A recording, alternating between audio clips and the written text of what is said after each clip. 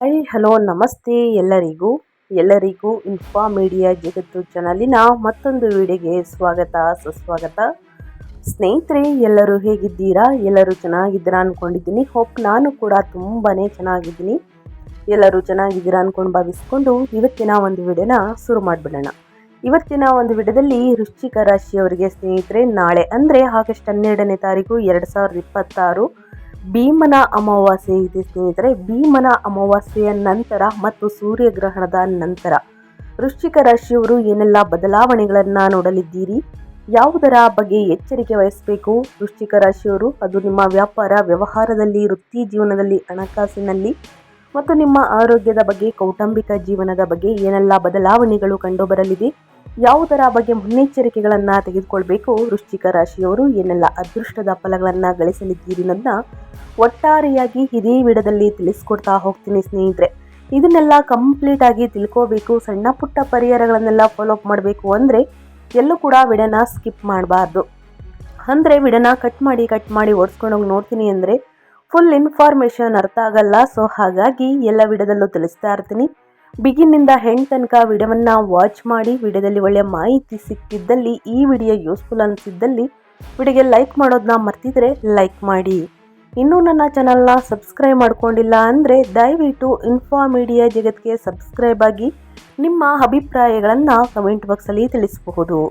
ಯಾರೆಲ್ಲ ಸಬ್ಸ್ಕ್ರೈಬ್ ಮಾಡಿಕೊಂಡು ಪ್ರತಿನಿತ್ಯ ವಿಡಿಯೋ ವಾಚ್ ಮಾಡ್ತಿದ್ದೀರಾ ಅಂಥವರಿಗೆ ಥ್ಯಾಂಕ್ ಯು ಸೋ ಮಚ್ ಅಂತ ಹೇಳ್ತಾ ವಿಡಿಯೋದ ಕಡೆ ಗಮನ ಕೊಟ್ಬಿಡೋಣ. ಸ್ನೇಹಿತರೆ, ಸಾಕಷ್ಟು ನನಗೆ ಓನ್ ಕಮೆಂಟ್ ಬರ್ತಾ ಇರುತ್ತೆ. ನಾಳೆ ಸೂರ್ಯಗ್ರಹಣ ಇದೆ, ಇದರ ಜೊತೆಗೆ ಭೀಮನ ಅಮಾವಾಸ್ಯೆ ಇದೆ, ಪೂಜೆಗಳನ್ನು ಮಾಡ್ಬೋದಾ, ಪೂಜೆಯನ್ನು ಸಲ್ಲಿಸ್ಬೋದಾ ಅನ್ನೋದನ್ನ ಕೇಳ್ತಾ ಇದ್ದೀರಾ. ಹೌದು, 100% ಪೂಜೆಯನ್ನು ಮಾಡ್ಬೋದು. ಯಾಕಂದರೆ ಸೂರ್ಯಗ್ರಹಣ ನಾಳೆ ಆಗಸ್ಟ್ 12ನೇ ತಾರೀಕು ರಾತ್ರಿ 9:04 ಸ್ನೇಹಿತರೆ. ಇನ್ನು ಬೆಳಗಿನ ಜಾವ ಅಂದರೆ ಆಗಸ್ಟ್ 13ನೇ ತಾರೀಕು ಬೆಳಗಿನ ಜಾವ 4:25 ಕೊನೆಗೊಳ್ಳಲಿದೆ. ಆ ಸಮಯದಲ್ಲಿ ಸ್ನೇಹಿತರೆ ಏನು ಕೂಡ ತಿನ್ನೋದು ಕುಡಿಯೋದು ಮಾಡಬಾರ್ದು. ಬಟ್ ಏನಂತಂದರೆ ಬೆಳಿಗ್ಗೆಯಿಂದ ಸಂಜೆಯ ತನಕ ನೀವು ಪೂಜೆ ಪುನಸ್ಕಾರಗಳನ್ನು, ದಾನ ಧರ್ಮಗಳನ್ನು ಮಾಡಬಹುದು. ಇದರಿಂದ ಪಿತ್ರಾರ್ಜಿತ ಸ್ನೇಹಿತರೆ ಆಶೀರ್ವಾದ ಸಿಗಲಿದೆ ಅಂತಲೇ ಹೇಳ್ಬೋದು. ಪಿತೃಗಳ ಆಶೀರ್ವಾದ ಸಿಗಲಿದೆ. ಸೊ ಹಾಗಾಗಿ ದಾನ ಧರ್ಮ ತರ್ಪಣವನ್ನು ನೀಡುವುದು, ಪಿಂಡದಾನವನ್ನು ಮಾಡುವುದು ಬಹಳ ಶ್ರೇಷ್ಠ ಅಂತಲೇ ಹೇಳಬಹುದು.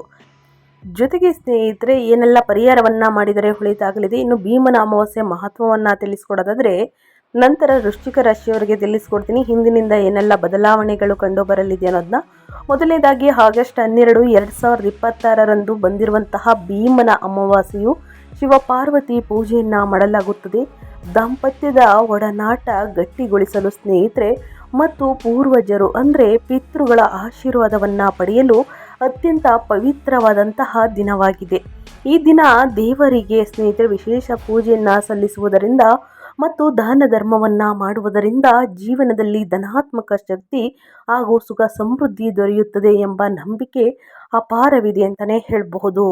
ಇನ್ನು ಭೀಮನ ಅಮಾವಾಸ್ಯೆಯ ವಿಶೇಷತೆಗಳ ಬಗ್ಗೆ ತಿಳಿಸುವುದಾದರೆ ಶಿವ ಮತ್ತು ಪಾರ್ವತಿ ಪೂಜೆಯನ್ನು ಮಾಡಲಾಗುತ್ತದೆ. ಈ ದಿನ ಶಿವ ಹಾಗೂ ಪಾರ್ವತಿಯನ್ನು ಪೂಜಿಸುವುದರಿಂದ ಕುಟುಂಬದಲ್ಲಿ ನೆಮ್ಮದಿ ಮತ್ತು ದಾಂಪತ್ಯ ಜೀವನದಲ್ಲಿ ಅನ್ಯೋನ್ಯತೆ ಹೆಚ್ಚಾಗಬಹುದು. ಸೊ ಹಾಗಾಗಿ ತಪ್ಪದೆ ಶಿವ ಪಾರ್ವತಿಯನ್ನು ಪೂಜಿಸಿ ಶಿವ ಮಂತ್ರವನ್ನು ಸ್ನೇಹಿತರೆ 108 ಬಾರಿ ಪಠಿಸುವುದು ಕೂಡ ಉತ್ತಮ.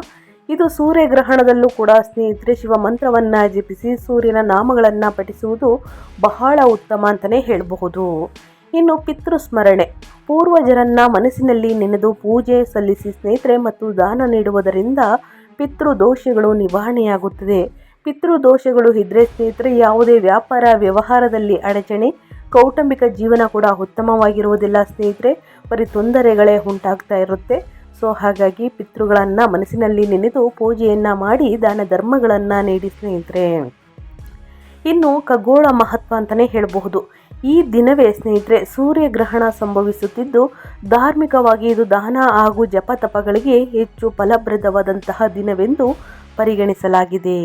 ಇನ್ನು ಆಚರಣೆ ಮತ್ತು ಕ್ರಮಗಳ ಬಗ್ಗೆ ಹೇಳೋದಾದರೆ ಮಣ್ಣಿನಿಂದ ಶಿವ ಪಾರ್ವತಿ ಮತ್ತು ಭೀಮೇಶ್ವರನನ್ನ ಮಾಡಿ ಪೂಜಿಸುವುದು ಕೂಡ ವಾಡಿಕೆಯಾಗಿರುತ್ತದೆ.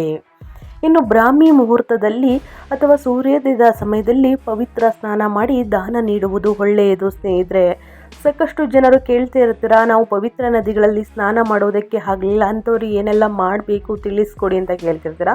ಹೌದು, ನೀವು ಮಾಡುವಂತಹ ಸ್ನಾನದ ನೀರಿಗೆ ಸ್ನೇಹಿತರೆ ಚಿಟಿಗೆ ಕಲ್ಲುಪ್ಪು ಮತ್ತು ಅರಿಶಿಣವನ್ನು ಹಾಕಿ ಸ್ನಾನವನ್ನು ಮಾಡುವುದರಿಂದ ನಿಮ್ಮಲ್ಲಿರುವಂತಹ ನಕಾರಾತ್ಮಕ ಶಕ್ತಿನೆಲ್ಲ ಹೋಗಲಾಡಿಸಬಹುದು, ಪಾಸಿಟಿವನ್ನು ನೋಡ್ಬೋದು. ಸೊ ಹಾಗಾಗಿ ಮನೆಯನ್ನು ಕ್ಲೀನ್ ಮಾಡಬೇಕಾದ್ರೂ ಕೂಡ ನಾಳೆ ಕಲ್ಲುಪ್ಪು ಮತ್ತು ಚಿಟಿಗೆ ಅರಿಶಿಣವನ್ನು ಹಾಕಿ ಮೂಲೆ ಮೂಲೆಗೆ ನೀರನ್ನು ಸಿಂಪಡಿಸಿ ಮನೆಯನ್ನು ಒರೆಸಿ.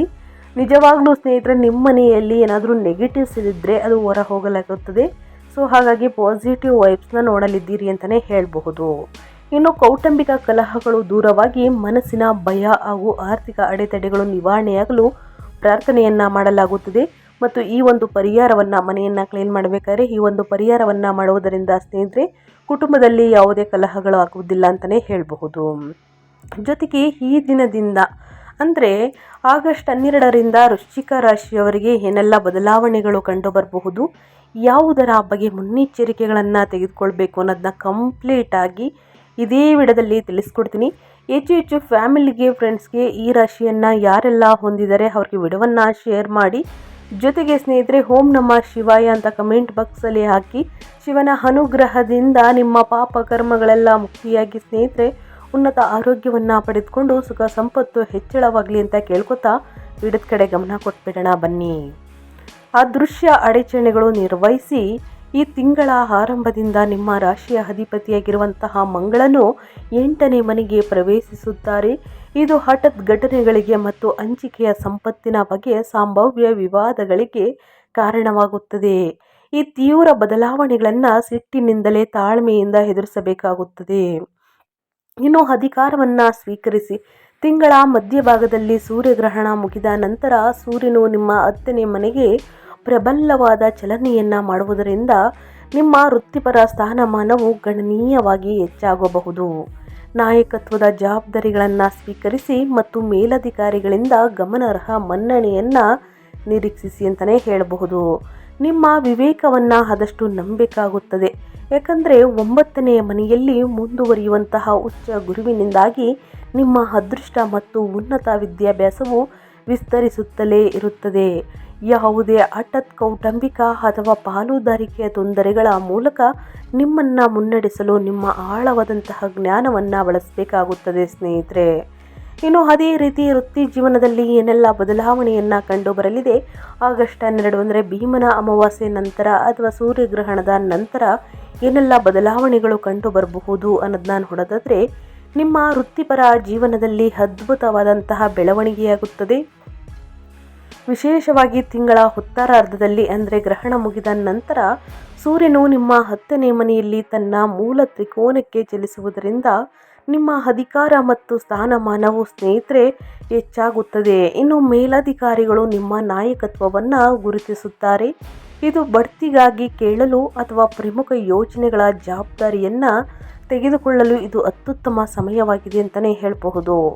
ಇನ್ನು 10ನೇ ಮನೆಯಲ್ಲಿ ಕೇತುವಿನ ಪ್ರಸ್ತುತ ಉಪಸ್ಥಿತಿಯು ಈ ಸಾರ್ವಜನಿಕ ಮನ್ನಣೆಯ ಬಗ್ಗೆ ಸಾಂದರ್ಭಿಕವಾಗಿ ನಿಮಗೆ ನಿಲ್ಪತ್ತೆ ಅಥವಾ ಅಭದ್ರತೆಯನ್ನುಂಟು ಮಾಡಬಹುದಾದರೂ ನೀವು ಸಕ್ರಿಯವಾಗಿ ಪ್ರಶಂಸೆಯನ್ನು ಸ್ವೀಕರಿಸಬೇಕು ಮತ್ತು ನಿಮ್ಮ ಬೆಳೆಯುತ್ತಿರುವಂತಹ ಖ್ಯಾತಿಯನ್ನು ನಂಬಬೇಕಾಗುತ್ತದೆ. ನಿಮ್ಮ 9 ಮತ್ತು 10ನೇ ಮನೆಗಳ ಮೂಲಕ ಬುಧನ ಸಂಚಾರವು ನಿಮ್ಮ ಜೀವನದ ಬೆಳವಣಿಗೆಯನ್ನು ಮತ್ತಷ್ಟು ಬೆಂಬಲಿಸಲಿದೆ.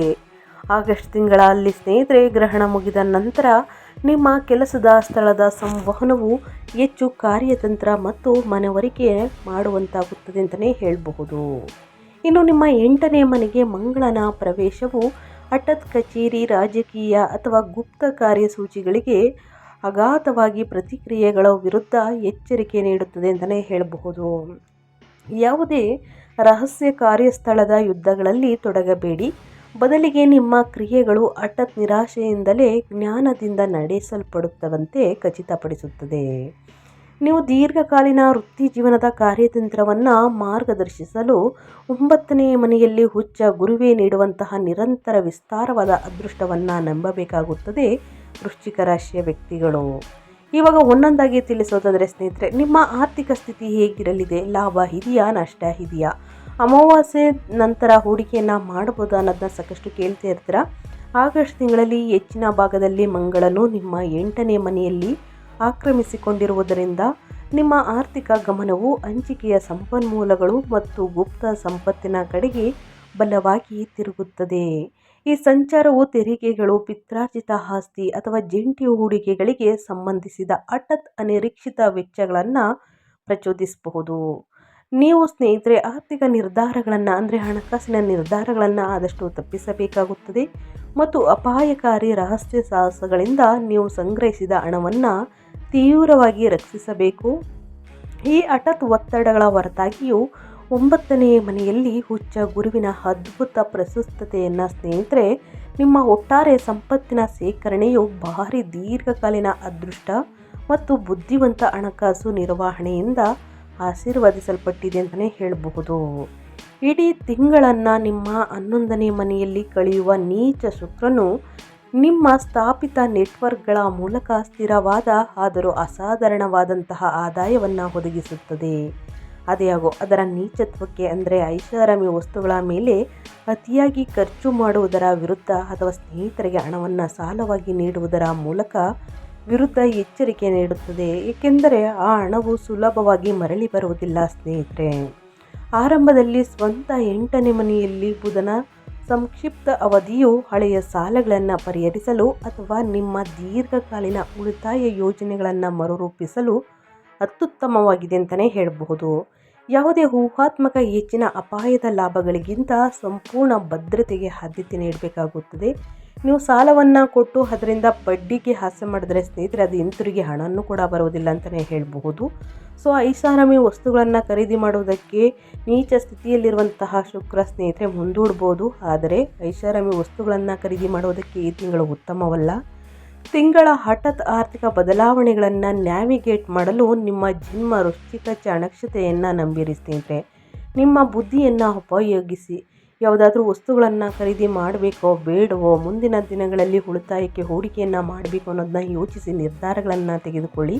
ದುಡುಕಿನ ನಿರ್ಧಾರಗಳನ್ನು ಮಾಡಬೇಡಿ ಅಂತ ಹೇಳ್ತಾ ವೃಶ್ಚಿಕ ರಾಶಿಯವರಿಗೆ ಇನ್ನು ಮುಂದಿನದಾಗಿ ನಿಮ್ಮ ಹೆಲ್ತ್ ಬಗ್ಗೆ ಹೇಳೋದಾದರೆ ನಿಮ್ಮ ಆರೋಗ್ಯದಲ್ಲಿ ಏನೆಲ್ಲ ಬದಲಾವಣೆಗಳು ಕಂಡುಬರಲಿದೆ, ಯಾವುದರ ಬಗ್ಗೆ ಎಚ್ಚರಿಕೆ ವಹಿಸಬೇಕು ಅನ್ನೋದನ್ನ ನೋಡೋದಾದರೆ ಆಗಸ್ಟ್ ತಿಂಗಳಲ್ಲಿ ನಿಮ್ಮ ರಾಶಿಯ ಅಧಿಪತಿಯಾದ ಮಂಗಳನು 8ನೇ ಮನೆಗೆ ಧುಮುಕುತ್ತಿದ್ದಂತೆ ನಿಮ್ಮ ದೈಹಿಕ ಶಕ್ತಿಗೆ ಎಚ್ಚರಿಕೆಯ ಗಮನ ಬೇಕಾಗುತ್ತದೆ.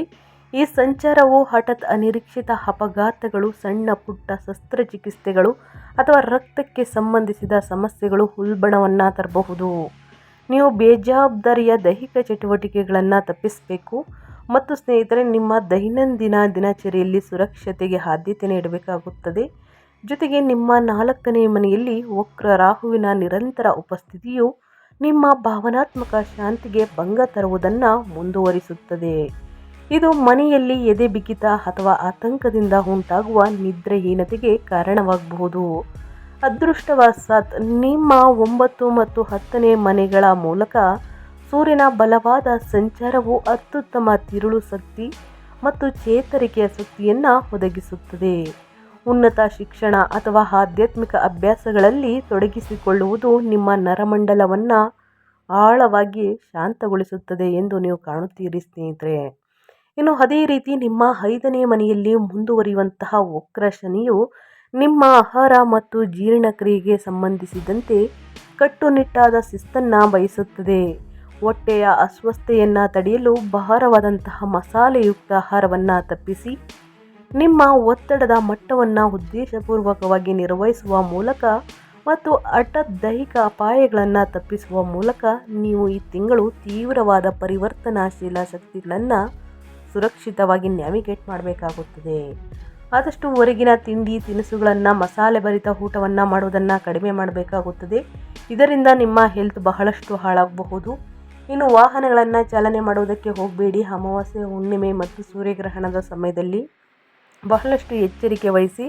ಪ್ರಯಾಣ ಕೂಡ ಉತ್ತಮವಲ್ಲ ಅಂತ ಹೇಳ್ತಾ ವೃಶ್ಚಿಕ ರಾಶಿಯವರಿಗೆ ಇನ್ನು ಕೌಟುಂಬಿಕ ಜೀವನದ ಬಗ್ಗೆ ಹೇಳೋದಾದರೆ ಮನೆಯ ಜೀವನವು ಆಳವಾದಂತಹ ಭಾವನಾತ್ಮಕ ಪ್ರಕ್ಷುಬ್ಧತೆಯಿಂದ ಸವಾಲನ್ನು ಎದುರಿಸುತ್ತದೆ.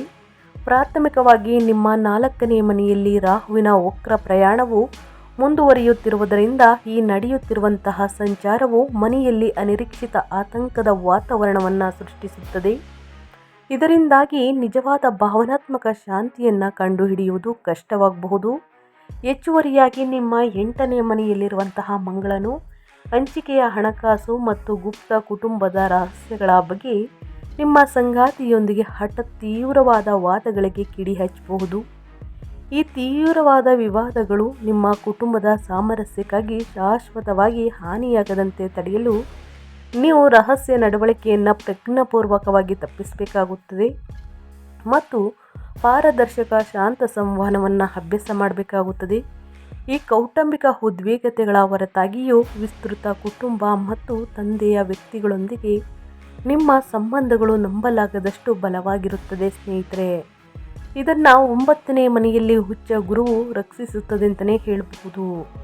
ಮನೆಯ ಜೀವನವು ಅಗಾಧವೆನಿಸಿದಾಗ ಅವರ ಬುದ್ಧಿವಂತ ಸಲಹೆಯನ್ನು ಪಡೆಯಿರಿ. ಅಂದರೆ ಹಿರಿಯರ ಮಾತುಗಳನ್ನು ಕೇಳಿ. ಮೇಲ್ತುಂಬ ತಿಂಗಳ ಆರಂಭದಿಂದನೂ ಕೂಡ 9ನೇ ಮನೆಯ ಮೂಲಕ ಸೂರ್ಯನ ಸಂಚಾರವು ದೀರ್ಘ ಪ್ರಯಾಣ ಅಥವಾ ಆಧ್ಯಾತ್ಮಿಕ ಹಿಮ್ಮೆಟ್ಟುವಿಕೆಗಳನ್ನು ಪ್ರೋತ್ಸಾಹಿಸುತ್ತದೆ. ಇದು ಕೌಟುಂಬಿಕ ಒತ್ತಡದಿಂದ ಹೆಚ್ಚು ಅಗತ್ಯವಿರುವಂತಹ ವಿರಾಮವನ್ನು ಒದಗಿಸುತ್ತದೆ. ನಿಮ್ಮ ಆಪ್ತ ಸ್ನೇಹಿತರು ಮತ್ತು ಹಿರಿಯ ಸಹೋದರರ ಮೂಲಕ ಸಾಂತ್ವನ ಮತ್ತು ಹಗುರವಾದ ಬೆಂಬಲವನ್ನು ಕಂಡುಕೊಳ್ಳಲು ನಿಮ್ಮ 11ನೇ ಮನೆಯಲ್ಲಿರುವಂತಹ ನೀಚ ಶುಕ್ರನು ನಂಬಿರಿ ಅಂತಲೇ ಹೇಳಬಹುದು. ಸ್ನೇಹಿತರೆ, ಕೌಟುಂಬಿಕ ಜೀವನದಲ್ಲಿ ಸಣ್ಣ ಪುಟ್ಟ ವಾದ ವಿವಾದಗಳು, ಆಸ್ತಿ ವಿಚಾರಕ್ಕೆ, ಹಣಕಾಸಿನ ವಿಚಾರಕ್ಕೆ ಸ್ನೇಹಿತರೆ, ಸಣ್ಣ ಪುಟ್ಟ ಮಾತುಗಳಿಂದ ದೊಡ್ಡ ಜಗಳಗಳು, ವಾದ ವಿವಾದಗಳು ಸಂಭವಿಸಬಹುದು. ಗ್ರಹಗಳ ಸಂಚಾರ ಆ ರೀತಿ ಇರಲಿದೆ. ಹಾಗಾಗಿ ಆದಷ್ಟು ಮೌನದಿಂದ ವರ್ತಿಸಿ ಸ್ನೇಹಿತರೆ. ಯಾವುದೇ ದುಡುಕಿನ ನಿರ್ಧಾರಗಳು ಹೊಳಿತಲ್ಲ, ದುಡುಕಿನ ಮಾತುಗಳು ಕೂಡ ಹೊಳಿತಲ್ಲ. ಹಿರಿಯರ ಮಾತುಗಳನ್ನು ಕಡ್ಡಾಯವಾಗಿ ಫಾಲೋ ಮಾಡಬೇಕಾಗುತ್ತದೆ. ಅವರ ಬುದ್ಧಿವಂತ ಸಲಹೆಯನ್ನು ಪಡೆಯಿರಿ ಸ್ನೇಹಿತರೆ.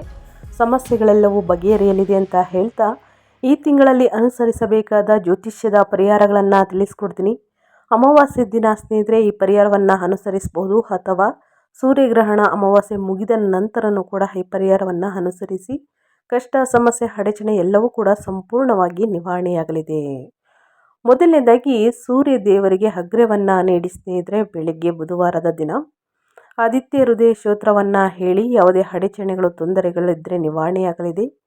ಹಠಾತ್ ಅಡೆತಡೆಗಳನ್ನು ನ್ಯಾವಿಗೇಟ್ ಮಾಡಲು ಮತ್ತು ನಿಮ್ಮ ಹಂಚಿಕೆಯ ಸಂಪನ್ಮೂಲಗಳನ್ನು ರಕ್ಷಿಸಲು ಮಂಗಳವಾರದಂದು ಸುಬ್ರಹ್ಮಣ್ಯ ಸ್ವಾಮಿಯನ್ನು ಪ್ರಾರ್ಥಿಸಿ, ಕೆಂಪು ಹೂಗಳನ್ನು ಅರ್ಪಿಸಿ, ತೊಗರಿ ಬೇಳೆಯನ್ನು ದಾನ ಮಾಡಿ. ಆಘಾತಕಾರಿ ಅಪಘಾತಗಳು ಹಾಗೂ ತೀವ್ರ ವಾದ ವಿವಾದಗಳನ್ನು ತಡೆಯಲು ಸುಬ್ರಹ್ಮಣ್ಯ ಅಷ್ಟಕವನ್ನು ಪಠಿಸಬೇಕಾಗುತ್ತದೆ. ಇನ್ನು ನಿಮ್ಮ ಮನೆಯ ವಾತಾವರಣದಲ್ಲಿ ನಡೆಯುತ್ತಿರುವಂತಹ ಆತಂಕಗಳು ಮತ್ತು ಅಡಚಣೆಗಳನ್ನು ಶಾಂತಗೊಳಿಸಲು ಶನಿವಾರದಂದು ಅಥವಾ ಅಮಾವಾಸ್ಯೆಯ ದಿನ ದುರ್ಗಾದೇವಿಯನ್ನು ಪೂಜಿಸಿ, ಉದ್ದಿನ ಬೇಳೆಯನ್ನು ದಾನ ಮಾಡಿ, ಬಡವರಿಗೆ, ನಿರ್ಗತಿಕರಿಗೆ ಕಂಬಳಿಗಳನ್ನು ವಿತರಿಸಿ ಮತ್ತು ನಿಮ್ಮ ಭಾವನಾತ್ಮಕ ಶಾಂತಿಯನ್ನು ಮರಳಿ ಪಡೆಯಲು ದುರ್ಗಾ ಸಪ್ತಸತಿಯನ್ನು ಪಠಿಸಬೇಕಾಗುತ್ತದೆ. ಇನ್ನು ಶನಿ, ನಿಮ್ಮ ಸೃಜನಶೀಲ ಬುದ್ಧಿವಂತಿಕೆ ಮತ್ತು ಶಿಕ್ಷಣದಲ್ಲಿ ನಡೆಯುತ್ತಿರುವಂತಹ ವಿಳಂಬವನ್ನು ನಿವಾರಿಸಲು ಶನಿವಾರದಂದು ಶಿವನನ್ನು ಪೂಜಿಸಿ ಅಥವಾ ಭೀಮನ ಅಮಾವಾಸ್ಯೆ ದಿನ ಶಿವನನ್ನು ಪೂಜಿಸಿ ಎಳ್ಳೆಣ್ಣೆಯ ದೀಪವನ್ನು ಹಚ್ಚಿ ಬಡವರಿಗೆ, ನಿರ್ಗತಿಕರಿಗೆ ಅನ್ನದಾನ ಮಾಡಿ ಮತ್ತು ನಿಮ್ಮ ಅಧ್ಯಯನಕ್ಕೆ ಅಗತ್ಯವಿರುವಂತಹ ಅಪಾರ ತಾಳ್ಮೆಯನ್ನು ಬೆಳೆಸಿಕೊಳ್ಳಲು ದಶರಥ ಶನಿ ಸ್ತೋತ್ರವನ್ನು ಪಠಿಸಬೇಕಾಗುತ್ತದೆ. ವೃಶ್ಚಿಕ ರಾಶಿಯವರು ತಪ್ಪದೆ ವೃಶ್ಚಿಕ ರಾಶಿಯವರು ಸರಳ ಪರಿಹಾರವಾಗಿರುತ್ತದೆ ಸ್ನೇಹಿತರೆ. ಈ ಪರಿಹಾರಗಳನ್ನು ಅನುಸರಿಸಿ ಎಷ್ಟೇ ಕಷ್ಟ, ಸಮಸ್ಯೆ, ಅಡಚಣೆ, ತೊಂದರೆ ಇದ್ದಲ್ಲಿ ಸಂಪೂರ್ಣವಾಗಿ ನಿವಾರಣೆಯಾಗಲಿದೆ ಅಂತಲೇ ಹೇಳ್ಬೋದು. ತಪ್ಪದೆ ಈ ಪರಿಹಾರಗಳನ್ನು ಮಾಡಿ ಅಂತ ಹೇಳ್ತಾ ನನ್ನ ವಿಡಿಯೋವನ್ನು ಎಂಡ್ ಮಾಡ್ತಾ ಇದ್ದೀನಿ. ಇವತ್ತಿನ ಒಂದು ವಿಡಿಯೋದಲ್ಲಿ ಸಂಪೂರ್ಣ ಮಾಹಿತಿ ಸಿಕ್ಕಿದ್ದಲ್ಲಿ, ಈ ವಿಡಿಯೋ ಯೂಸ್ಫುಲ್ ಅನಿಸಿದ್ದಲ್ಲಿ ವಿಡಿಯೋಗೆ ಲೈಕ್ ಮಾಡೋದನ್ನ ಮರ್ತಿದ್ರೆ ಲೈಕ್ ಮಾಡಿ. ಇನ್ನೂ ನನ್ನ ಚಾನಲ್ನ ಸಬ್ಸ್ಕ್ರೈಬ್ ಮಾಡ್ಕೊಂಡಿಲ್ಲ ಅಂದರೆ ಇನ್ಫಾ ಮೀಡಿಯಾ ಜಗತ್ತಿಗೆ ಸಬ್ಸ್ಕ್ರೈಬ್ ಆಗಿ ನಿಮ್ಮ ಅಭಿಪ್ರಾಯವನ್ನು ಕಮೆಂಟ್ ಬಾಕ್ಸಲ್ಲಿ ತಿಳಿಸಿ. ಮತ್ತೊಂದು ವಿಡಿಯೋದಲ್ಲಿ ಸಿಗ್ತೀನಿ. Thank you for watching.